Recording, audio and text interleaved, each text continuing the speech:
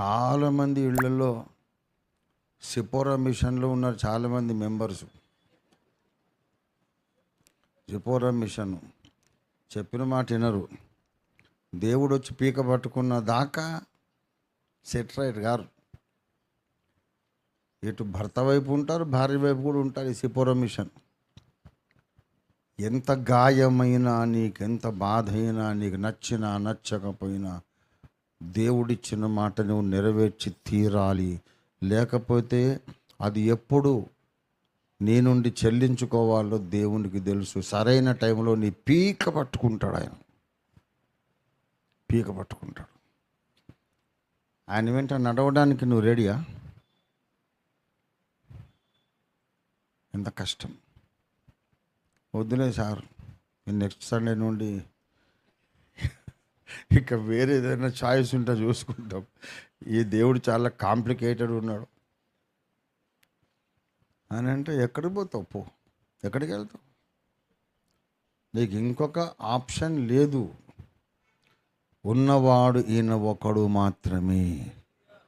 దేవుణ్ణి మనం వినండి. దేవుణ్ణి మనం పై మెచ్చుకోలు మాటలతో, ముఖస్తుతి మాటలతో, ఏదో మనము ప్రేమ నటించి, భక్తి నటించి, ఏదో కొన్ని మంచి పనులు చేసినట్టు దేవుణ్ణి వెంబడించడం సాధ్యము కాదు. దేవుణ్ణి ప్రేమిస్తున్నట్టే, వెంబడిస్తున్నట్టే, సేవిస్తున్నట్టే ఉండి నీలో ఏదైనా ఒక అవిధేయతను నువ్వు దాచుకుంటే ఎప్పుడు నీ పీక పట్టుకోవాలి, అప్పుడు పట్టుకుంటాడు ఆయన.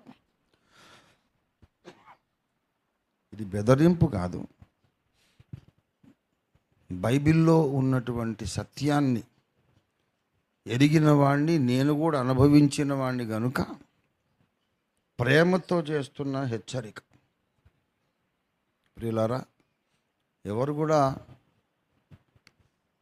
దేవుడు ప్రేమగా మాట్లాడుతున్నాడు కాబట్టి ఏం పర్వాలేదులే, నేను గట్టెక్కినట్టే అనుకోకండి.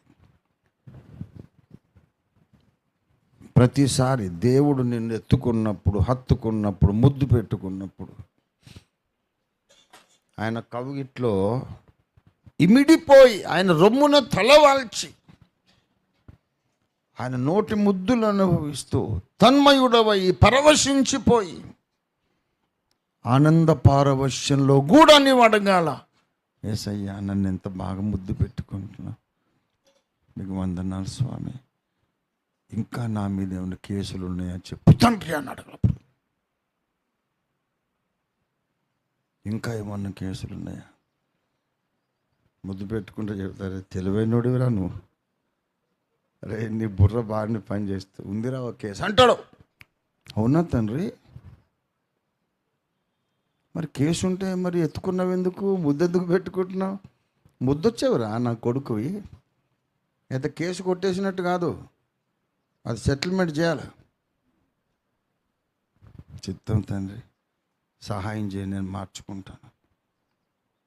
దేవుని ప్రేమను అనుభవిస్తూ నిన్ను నీవు నిరంతరము దిద్దుబాటు చేసుకుంటూ నడవడమే క్రైస్తవ భక్తి జీవితం.